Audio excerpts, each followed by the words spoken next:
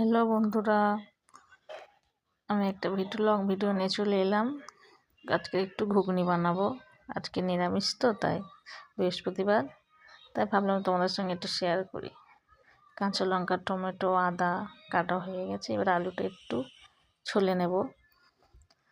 ছলে নিয়ে, নতুন আলু তো এখন, তাই একটু ভালো করে ছলে নিয়ে কেটে নেব।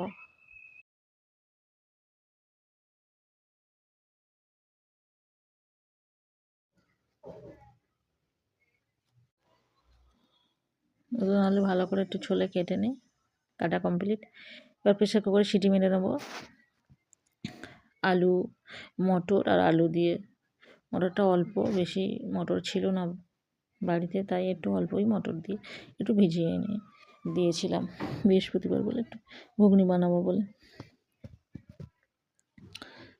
এবার জল দিয়ে দিচ্ছি, এরপর একটু নুন ফেলে দেবো। নুন দিয়ে দিলে তাড়াতাড়ি যাতে সিদ্ধটা হয়ে যায়। এবার গ্যাসটা একটু জ্বালিয়ে নেবো, জ্বালিয়ে প্রেসার কুকারটা বসিয়ে দেবো সিদ্ধ। গ্যাস জ্বালানো হয়ে গেছে, এবার প্রেসার কুকারটা বসিয়ে দেবো। এবার আটাটা মেখে নেবো। ওইদিকে তত মটরটা সিদ্ধ হোক, এদিকে আমি আটাটা মেখে নিই। আটাটা মেখে নুন জল দিয়ে মাখানো হয়ে গেছে। এবার লেচি করে নেব গোল গোল করে। 5টাই রুটি করেছি, বেশি করিনি, কারণ এবার রুটি বেলা হয়ে গেছে, তাড়াতাড়ি সেঁকে নেব। আমার রুটিগুলো জানো তো বন্ধুরা, খুব একটা গোল গোল হয় না, যেমন পারি তেমন করি। রুটি খুব একটা ফোলে নেও আমার রুটি, প্রথম রুটি তো, ওই জন্য ফোলে না ঠিক মতো। এবার রুটি করা কমপ্লিট। এবার ঘুগনিটা করে নেব। কড়াতে তেল দিয়ে দিয়েছি, ফোড়নে জিরে, এটা জিরে ফোড়ন দিয়েছি, জিরে ফোড়ন দেবো। তারপরে টমেটো কুচিগুলো দিয়ে একটু নেড়ে চেড়ে হালকা হালকা লাল লাল হয়ে যাবে।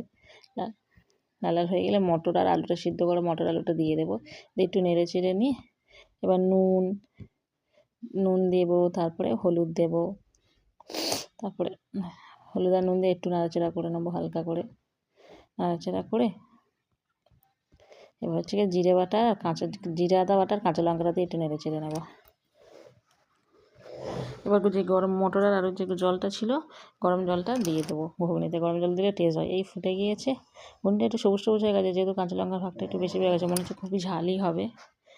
এই ঘুগনি কমপ্লিট। টাটা বন্ধু।